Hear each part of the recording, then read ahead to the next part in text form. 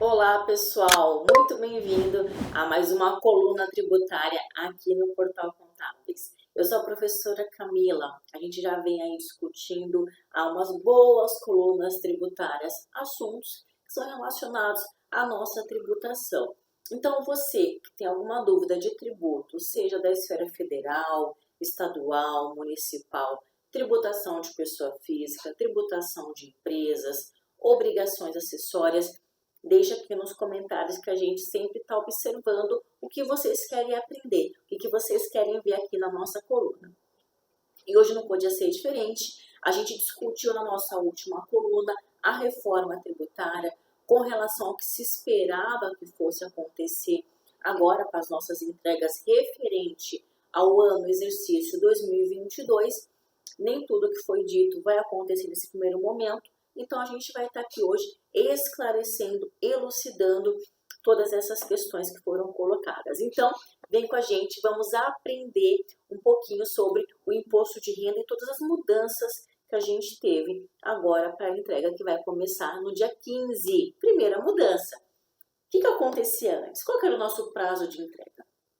Anteriormente, o nosso prazo de entrega da declaração do imposto de renda da pessoa física se iniciava no dia 1 de março e até o dia 30 de abril. Se recordam disso? Agora a Receita jogou para frente. Ela vai começar a receber as declarações de pessoa física a partir do dia 15 de março e vai terminar de receber no dia 31 de maio.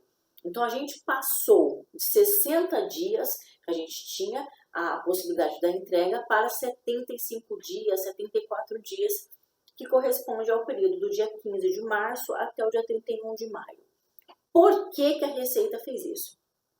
A gente sabe que no dia 28 de fevereiro, a gente tem as entregas anuais, de obrigações anuais que as empresas mandam. Então, a gente tem, por exemplo, a DEMED, a gente tem a DIRF, que as empresas têm que transmitir até o dia 28, referente ao ano anterior. A Receita tinha muito trabalho, onerava, carregava o sistema da Receita, quando ela tinha que fazer todo esse processamento para disponibilizar para a gente as informações lá na declaração pré-preenchida. Então, esse tempo, esses 15 dias, a Receita vai utilizar para processar todas as informações recebidas pelas empresas, que as empresas enviaram, para poder fazer o controle, o cruzamento de dados e construir a declaração pré-preenchida. Então, o primeiro ponto de atenção que eu queria trazer para vocês é a mudança na data. Então, a partir do dia 15 de março até 31 de maio. É interessante a gente observar que a primeira cota vence no dia 10 de maio, ou seja, a gente tem aí um lapso. A gente sempre vai ter a observar o seguinte: podemos colocar em débito automático? Podemos, somente até o dia 10. Depois disso, não tem mais essa opção. Então, a gente precisa observar que o vencimento da primeira cota em cota única e o primeiro vencimento é no dia 31 de maio. E a opção de débito automático até 10 de maio. Então, você que fizer depois do dia 10 já não vai conseguir fazer essa opção. Então, isso é importante a gente lembrar. Outro ponto interessantíssimo é com relação às restituições. A gente sabe que a Receita tem uma ordem, um critério para fazer a liberação da restituição do imposto de renda. Que critérios são esses? A gente tem os critérios, por exemplo, da idade, as pessoas que têm, os idosos acima de 80 anos, está ali no primeiro da fila. Depois a gente tem as pessoas com 60 anos e também com deficiências, necessidades especiais. E aí agora, um ponto-chave que a Receita colocou é: se você fez a sua declaração através da declaração pré-preenchida e também colocou para receber a sua restituição via Pix, que é o CPF, é importante a gente colocar esse adendo, para receber a sua restituição via imposto, via Pix, precisa que o seu Pix seja o seu CPF. Então, se você fez a pré-preenchida e escolheu a sua restituição para receber via Pix, ou uma coisa ou outra, ou as duas juntas, você também vai entrar na ordem de prioridade. Aí depois vem os demais contribuintes. Então, qual que vai ser a ordem? Idosos com 80 anos, idosos com 60 anos e pessoas com necessidades especiais. A gente tem também os magistrados e agora nessa fila da prioridade entrou também as pessoas que vão receber as declarações via Pix. Então, tá aí um ponto interessante. Se você faz aquele controle, se você faz aquele cronograma para receber a sua restituição, você faz ali uma agenda dos seus recebimentos. Se você quer receber primeiro, faz a declaração pré-preenchida ou faça o recebimento via Pix que você vai receber, vai entrar na ordem de prioridade. O que a gente precisa entender? A declaração pré-preenchida, ela é um facilitador, mas a Receita coloca que você é o responsável pela entrega. Então, é importante. Vou fazer pela pré-preenchida, eu só vou olhar ali, vou buscar no gov.br e vou transmitir. Não. Você tem que fazer as conferências, fazer inclusões, alterações, o que for necessário para ficar correto as informações. Porque a Receita, ela disponibiliza as informações, mas ela fala, olha, você é o responsável. Então, tem que tomar cuidado com isso. Outro ponto importantíssimo que teve foi na alteração na condição de obrigatoriedade, né? A gente tem todas aquelas obrigatoriedades que a gente já conhece, que é oferir renda até 28.559, recebimentos isentos e não tributáveis de até 40 mil, todos aqueles critérios que a gente já conhece. E tinha um critério que era a questão dos investimentos em bolsa de valores. Como que funcionava até ano passado?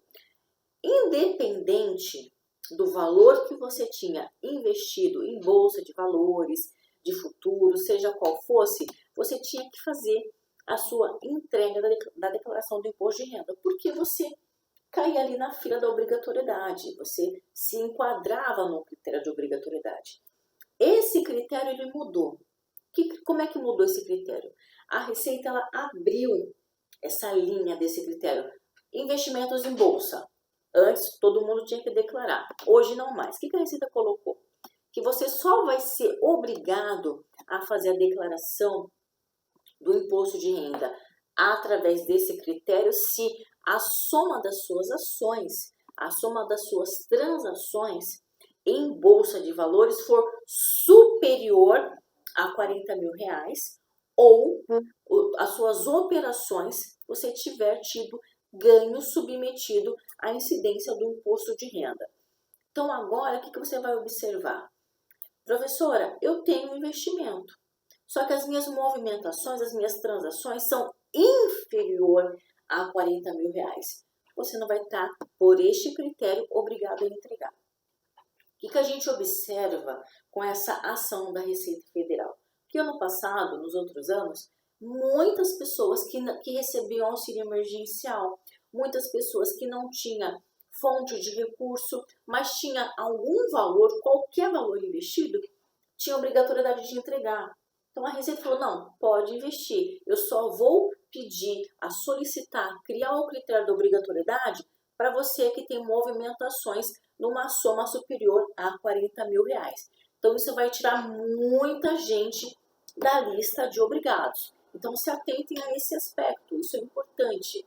Né? Se, transacionou menos de 40 mil em bolsa de valores, de mercados futuros e assemelhados, você não vai precisar entregar. Se for superior, aí sim você entrega.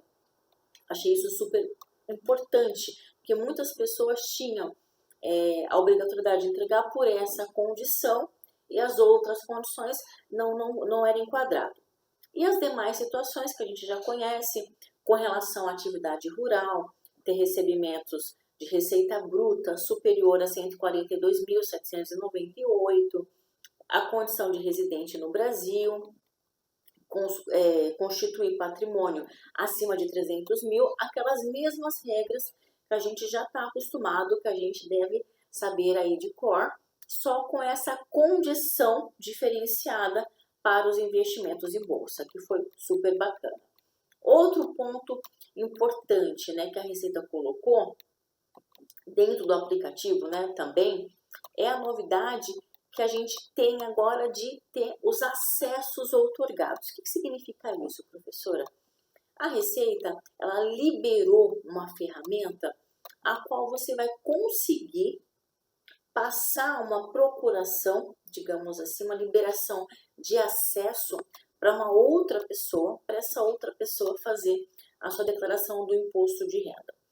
Por que isso foi criado? Qual que é o interessante, né? A Receita, ela pretende que isso facilite a entrega, por exemplo, de dependentes, né? Quando você concede essa autorização de acesso, o interessante é que você pode solicitar, né, para alguém fazer a sua declaração de imposto de renda. Essa novidade da autorização de acesso, ela tem alguns critérios importantes. O que a gente tem que observar?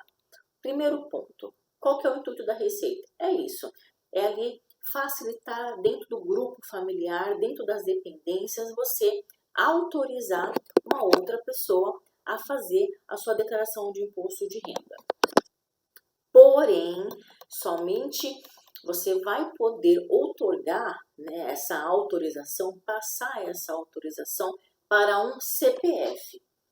CNPJ não pode, ou seja, não é aquela condição que nós tínhamos de procuração para escritório de contabilidade, aquilo nada mudou. O que a Receita colocou aqui foi uma nova funcionalidade dentro da declaração pré-preenchida, onde você concede uma autorização para uma outra pessoa acessar o seu imposto de renda, somente o seu imposto de renda. Essa pessoa ela vai poder fazer a entrega, ela vai poder verificar as pendências, ela vai poder imprimir o recibo de entrega, imprimir a declaração completa. E a limitação é de 5 pessoas, ou seja, eu sou a Camila.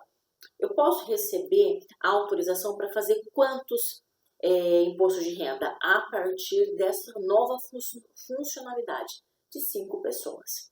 Então tem essa trava, tem esse limite de até 5 pessoas. Então foi bacana, mas tem essas limitações. Então é importante você observar isso. Outro ponto de atenção, o nível de confiabilidade tem que ser ouro e prata. Tanto da pessoa que está autorizando, quanto da pessoa que está autorizada.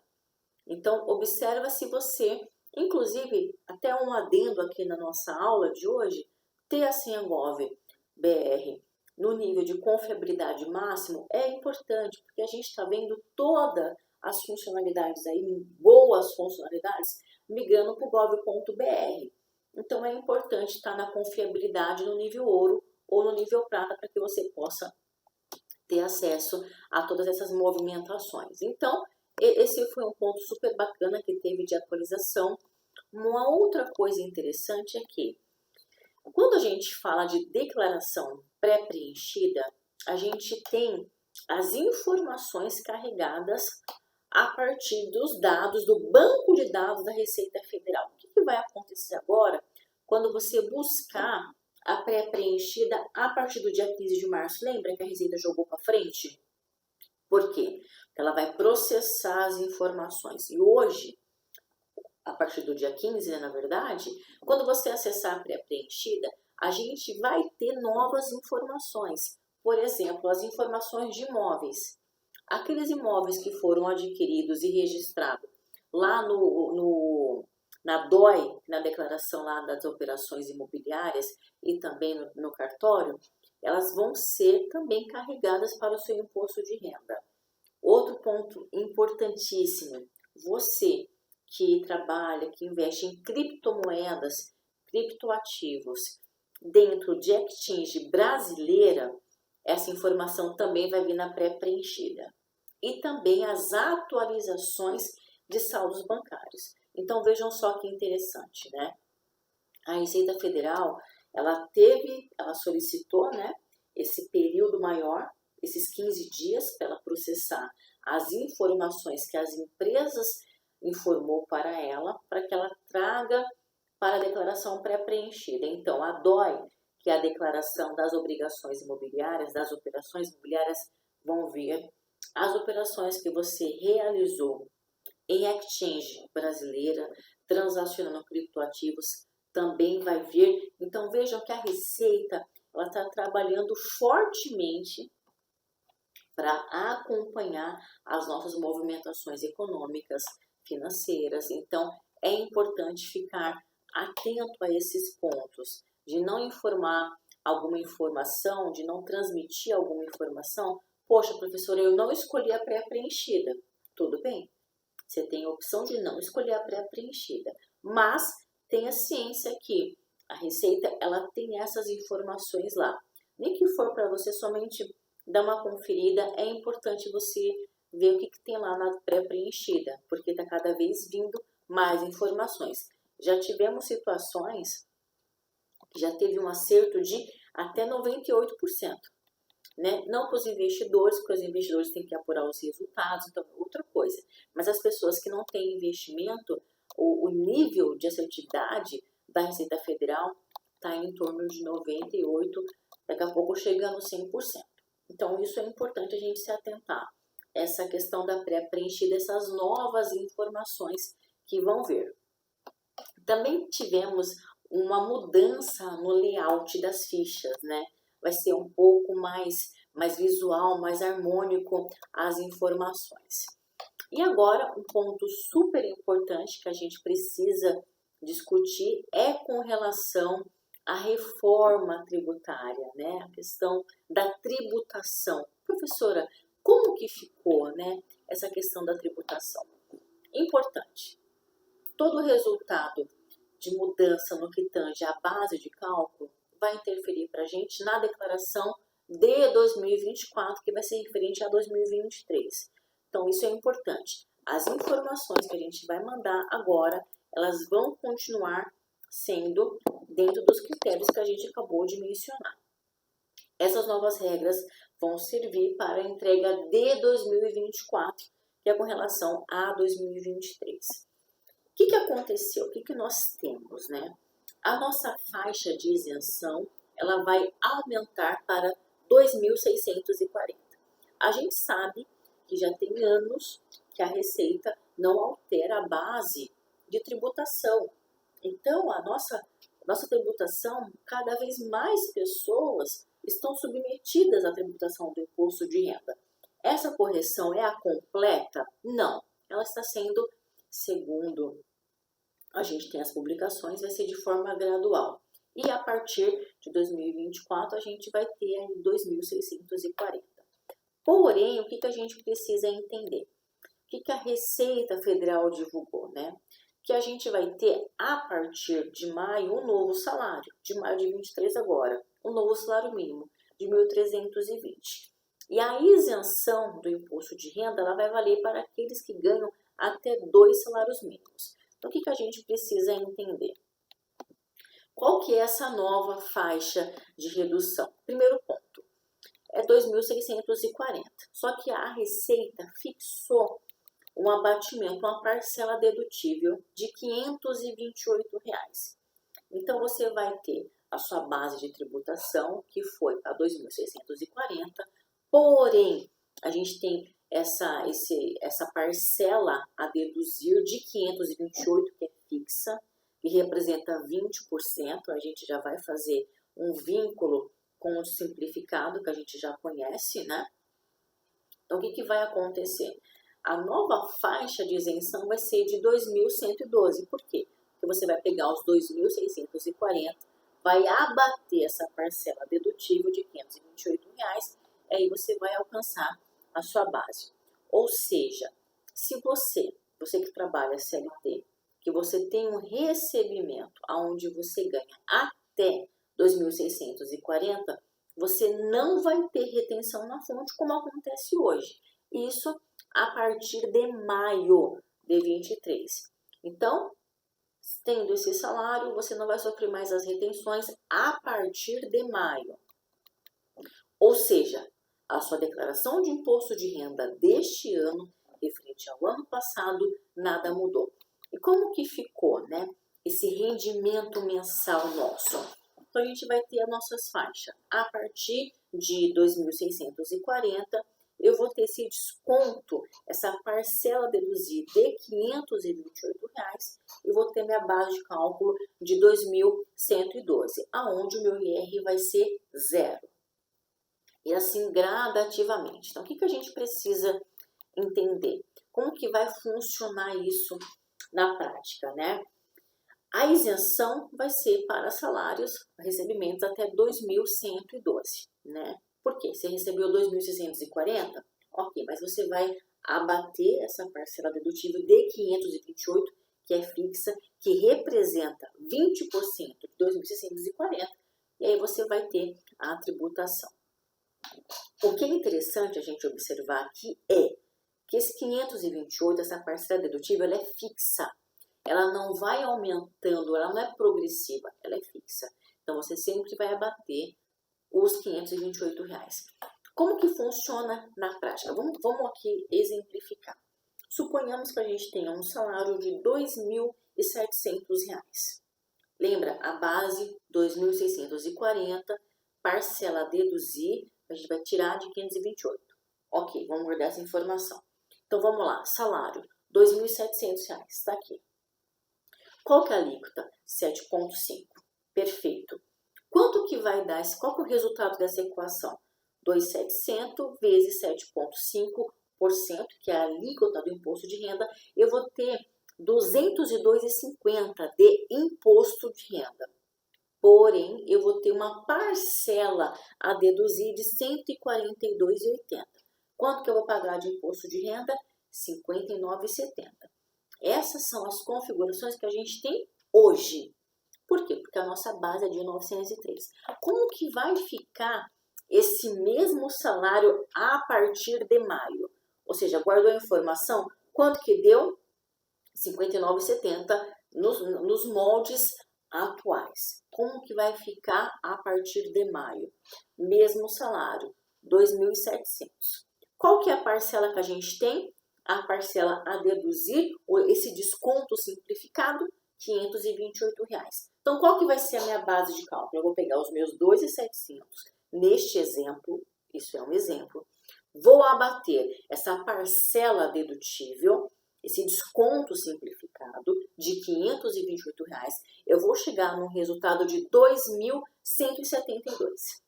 Vou aplicar a nossa alíquota do imposto de renda de 7,5%. Vou chegar no imposto de renda de R$ 162,90. Perfeito. Vou deduzir a minha parcela de R$ 158,40, enquanto que eu vou chegar em R$ 4,50. Ou seja, esse desconto de R$ 528, ele vai ser fixo. Então, você vai poder optar, assim como a gente faz a opção lá na nossa declaração de imposto de renda, quando a gente vai fazer as nossas entregas, a gente tem a opção pela completa e pela simplificada. Caso você observe que isso não é vantajoso para você, você vai poder fazer a opção pela outra forma completa, fazendo os ajustes de dependentes, de previdência privada, de alimentandos e assim sucessivamente. Então, o que a gente precisa entender aqui dessa dinâmica que vai funcionar a partir de maio, né? Esse mecanismo de ampliação da faixa de isenção, mais um desconto simplificado. Então, o que vai acontecer? A Receita, ela pretende manter esse efeito de aumentar a tributação das faixas mais altas, uma vez que ela fixou esse desconto de R$ 528. Então, a gente precisa ver o que vale a pena. Por exemplo, uma pessoa que tem um salário de R$10.000, não vale a pena o desconto fixo de 528. Então, a gente precisa fazer esses cálculos, assim como a gente já faz cálculo